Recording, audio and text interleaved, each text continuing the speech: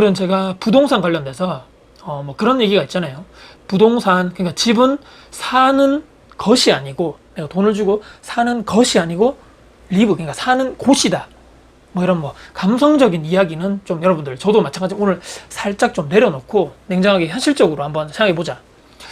의식주 중에서 아마 많이 들어보셨을 겁니다. 의식주 중에 필수제죠. 부동산이랑 집이란 것은요.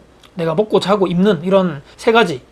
근데 부동산 집에 관해 가지고 선택을 하게 됨에 있어 가지고 뭐 엄청 높으신 분들 있죠. 대통령이든 고위직이든 뭐 국회의원이든 간에 그분들, 아니면 부자든 빈자든 일반 서민이든 뭐 대기업 다니는 사람이든 중소기업 다니는 사람이든 저처럼 자영업을 하거나 기업 다니시는 분들 다 그냥 통틀어 가지고 집은 필요하다는 것입니다. 자, 자가로 내가 1주택자다. 나는 투자 뭐 재테크 이런 거 뭐 관심도 없고 대출, 막 은행 대출 빚 정말 싫어. 내가 그냥 열심히 돈 월급 받아서 돈 모아 가지고 그 돈을 내가 기반 삼아서 내 집 마련하고, 또는 뭐 좀 필요하다면 대출 받아가지고 20-30년 동안 원리금 내가 갚으면서 온전하게 나중에 은행 빚으로 다 끝나고 나서 온전히 내 집으로 된다.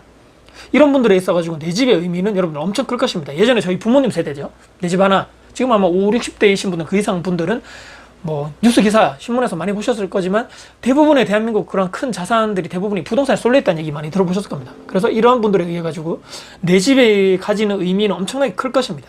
내 모든 것이죠. 내가 뭐 직장생활 해가지고 이뤄놓은 모든 내 집, 내 땅, 이 정도로 엄청 크다는 것입니다. 이분들은 조금 선택이 있어가지고 자유로울 확률이 높다고 봅니다. 왜냐하면 그 하나만 바라보고 열심히 내가 살아왔고, 앞으로도 투자, 뭐 재테크에서 또 제2의 집, 뭐 2주택자, 3주택자 이런 선택이 없기 때문인 것이죠.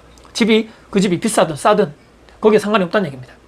이분들을 제외하고 나머지 크게 두 부류가 있죠. 한 집은, 뭐 한쪽은 그러니까 내가 살 집이 있으면서 추가적으로 내가 주택을 매수해서 임대를 놓고 임차인으로부터 내가 월세를 받든 전세를 받고 하는 선택하시는 분들, 쉽게 얘기 드리면 민간 임대사업자죠. 저도 거기에 들어가는 것이고요. 하나의 큰 축이고, 나머지는 반대로 이제 그 민간 임대사업이든 뭐 공공임대사업이든 간에 거기서 실제적으로 전세든 월세든 간에 내가 살고 있는 임차인 분들이죠.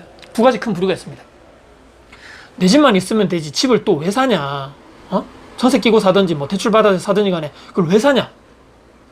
저는 그랬습니다. 이제 월급만으로는 도저히 내가 미래 은퇴 또는 내가 나중에 직장생활 끝나고 나서 내가 감당이 될까? 내 돈이 없을 건데 그때 가서 힘들어질 것 같은데, 그걸 알고 있는 거죠, 미리. 그래서 여러 가지 재테크나 투자 수단 간에 부동산도 투자제이다 라고 선택해가지고 뭐 시드머니 모아가지고 내가 대출을 받든지 또는 뭐 전세 레버리지를 끼든지 간에 관련해가지고 집을 사가지고 임차를 놓던, 그 임차 중에 뭐 전세 놓던 뭐 월세 놓던, 그거는 개인마다 차이가 있겠죠. 그렇게 해가지고 정해진 뭐 국가에서 정해진 세금 내고 나는 민간 임대사업자 역할을 할 것이다. 그러면서 나는 내 자산을 늘리겠다. 선택하시는 분들이죠. 저도 말씀드린 이쪽 부류고, 물론 이제 자산적인 가치가 상승, 하락 여부는 이 집을 언제 샀느냐, 어디 지역을 샀냐, 얼마에 샀냐에 따라 가지고 결과가 달라지겠죠. 이 모든 것은 그 산 사람, 그 개인의 책임입니다. 맞죠? 이제 두 번째 이제 문제는 임차인 분들입니다. 근데 이제 이 임차인들 중에서 전략적 임차인들이 있죠. 뭐 내가 돈이 있는데 뭐 내가 뭐 사업을 하려는데 내 집이 있는 것보다는 뭐 예를 들어서 무주택을 유지하는 게 낫고, 이런 분들 제외하고 그냥 나는 전세, 월세 사시는 분들 있죠. 대부분의 이유는 물어보면 그렇습니다. 아니 집값이 지금 너무 이렇게 올라가는데 지금 사면 꼭지지, 하락한단 말이야. 이제 하락할 일만 남았는데 집을 왜 사냐는 거죠. 바보도 아니고 말이야. 호도하지 마라.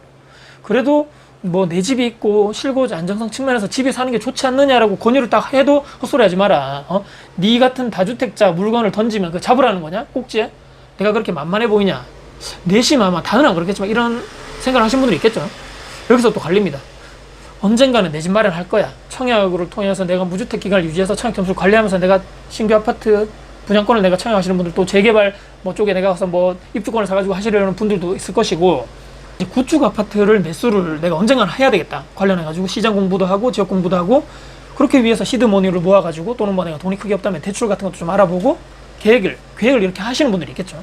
그런 거 없고 나는 그냥 막 아그로까그로 그냥 집 있는 사람들 경멸하고 말이야, 증오하고 미움 이런 게 있고 그냥 싫다는 것이죠.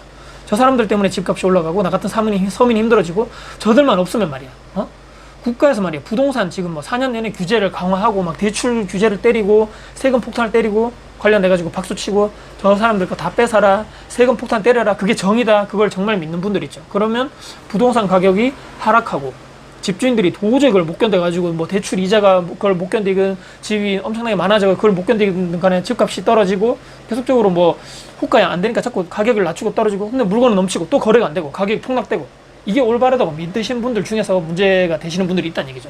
근데 이제 지금까지 4년 정도 규제를 계속적으로 강화하고 이 시장 뭐 격화를 무시하면서 자유시장 경제 체제를 반하는 정책을 계속적으로 냈었는데도 안 됐죠. 계속 안 되는 걸 수없이 목격하고도 아직 저게 잘못된지 모르시는 분들이 가장 문제라는 것입니다.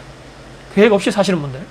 이 사람들의 선택이 오르려면 예전에 우리가 대한민국도 주택이 가격이 막 하락했던 시기가 있죠. 예전에 IMF 또는 세계 뭐 금융위기 이 시기에 그런 위기 상황이 대내적으로 와야 되는데 지금 이 시기 현재 2021년도 이때가 예전에 그 시기가 비슷한가? 그때 그런 엄청난 위기가 오고 있는 것인가? 근데 이제 코로나 이런 거 뭐 작년부터 해서 악재긴 하지만 불행인지 다행인지 간에 잘 극복하고 있다고 계속적으로 정부에서도 얘기하죠. 이제 뭐 세계 경기는 바닥을 찍고 이제 뭐 터닝했다. 그래서 세계 이제 부동산 시장도 보면 엄청나게 막 폭등했다 그러죠. 그래서 관련해가지고 이건 도대체 왜 그런 거지? 코로나가 이런 위기가 왔는데도 부동산 가격이 왜 올랐지? 공부를 해봐야 된다는 것입니다. 예전에 IMF 아니면 뭐 국제금융위기 2008년도 9년도 그때 시기와 왜 다른 것이지 우리가 공부를 해봐야 된다는 것이죠. 부동산 시장이 안정이 되려면 일단 전세가 말씀드린 대로 이 폭등세가 꺾이고 하려면 시장에 쉽게 얘기하면 매물이 많아야 되는 것입니다. 이게 팩트죠. 기본적인 것이고. 근데 내가 지금 살고 있는 지역에 전세 매물이 많은지 우선 첫 번째로 확인해야 됩니다. 대한민국 시장이 다 다르죠. 지역별로 다 다르고요. 같은 대구 안에서도 제가 말씀드리지만 구별로 다 상황이 다르다 말씀드렸습니다. 관련해가지고 그걸 첫 번째로 확인해야 되고 두 번째는 내가 살고 있는 지역에 내년, 이 내후년에 입주 물량이 많은지 항상 신축 먼저 움직이죠. 신축이 올라가면 뭐 같이 구축도 올라가고 신축 관련해서도 미분양이 많아지고 뭐 이렇게 되면 구축까지도 주변에 막 계속적으로 남아 돌면 구축이 가격 조정되는 건 당연한 거죠. 내년, 내후년에 또 하나의 변수가 작년에 통과되었던 계약갱신 청구권이 끝날 시점이죠. 그때 가서. 그때가 가장 전환이 큰 변곡점이 되지 않을까 싶습니다. 시세대로 전세가가 예전에는 5% 상한에 걸렸는데 시세대로 전세가가 형성되면 전세 물량이 어떻게 될 것인가 그때 전세가가 어떻게 될 것인가 내 지역에 부동산 시장 전체 아마 전세 시장이 안정화가 될 것인가 아니면 또 폭등할 것인가가 그때 가서 결정되는 것이 아닌가.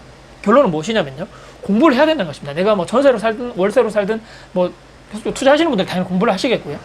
근데 내가 전세 산다 해서 공부 안 하면 안 된다는 것이죠. 내가 사는 지역이 곧 내가 또 이사를 가야 되고 내년에 전세 계약 만료되고 계약갱신 청구권이 이제 끝나고 나 이제 전세 시세를 올려줘야 되는데 근데 희한하게 전세 사시는 분들 중에 일부가 이제 다는 아니지만 꼭 몇 달 전에 알아보더라는 얘기입니다. 이사 가기 몇 달 전에 계약 만료 몇 달 전에 전세 있겠지 많겠지 뭐 하다가 막상 전세 끝날 때 한두 달쯤에 쓱 이제 부동산 가가지고 알아보면 부동산 쭉 알아보면 전세가 별로 없어요. 지금 가격이 1, 2년, 2년 전보다 엄청 올랐어요 라고 하는 지역이 있겠죠 분명히. 근데 여기 왜 이렇게 비싸? 아니 여기 뭐 뭣도 아닌 이런 지역에 전세 물량이 왜 없어 도대체? 이게 뭔가 이상해. 그 화살이 나에게 오는 것이 아니고 다 저절로 나 이외 쪽으로 가는 거죠. 외부 쪽으로. 그래야지만 내가 잘못이 없고 정당화가 되는 것입니다. 국가가 잘못이야, 다주택자 잘못이야, 임대사업자 잘못이야, 집주인이 잘못이야, 또는 부모가 잘못이야, 사회가 잘못이야. 다 그냥 남 탓입니다. 나 말고 남 탓. 정작 본인은 아무것도 하지 않았는데 말이죠. 전세 사는 것이 나쁘다는 것이 아니고 전략적 포지션에 있으면 좋겠다라는 말씀입니다. 저는요. 부동산 시장 안에서 내가 낙오자가 되지 않으려면 말이죠. 다시 말씀드리면 부동산 시장에서는 내가 거기에 싫다 해가지고 난 거기 속하기 싫어. 나 부동산 시장 난 거기 싫어. 난 거기 안 낄 거야. 그렇게 한다고 해가지고 내가 거기에 속하지 않는 사람이 될 수는 없다는 얘기입니다. 내가 자가가 됐든 임대가 됐든 간에 내가 살 곳은 정말 리브할 곳은 필요하다는 얘기입니다. 근데 나는 무엇을 하고 있지? 지금 내가 전세가 얼마 안 남았는데 계약이 내가 1년 남았는데 뭐 6개월 남았는데 나 지금 뭘 하고 있지? 내 주변에 한번 돌아봤나? 한 번쯤 돌아보고 반성해야 된다는 것입니다. 생각보다 시간이 빨리 가죠. 남들은 저만치 막 가고 있는데 그래도 내가 앞서가지는 못할 망정 막 뭐 이렇게 퇴보되거나 평균까지는 가야 된다는 얘기죠.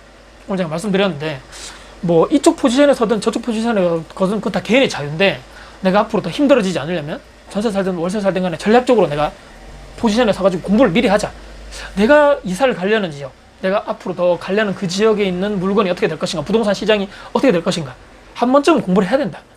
막상 어떻게 되겠지 뭐 그때 가서 어떻게 되겠지 뭐 어떻게 되겠지 이런 건 세상에 없다는 얘기입니다. 오늘 제가 말씀드린 대로 부동산 시장에서 냉정하게 현실적으로 의식주 중에 반드시 필수제이기 때문에 내가 투자를 하지 않더라도 반드시 난 거기 살아야 된다. 자가든 임차든 간에 내가 어떻게 내가 공부를 해야 되고 어떤 식으로 내가 방향성 있게 살아가야 될 것인가를 다시 한번 말씀드려 봤습니다.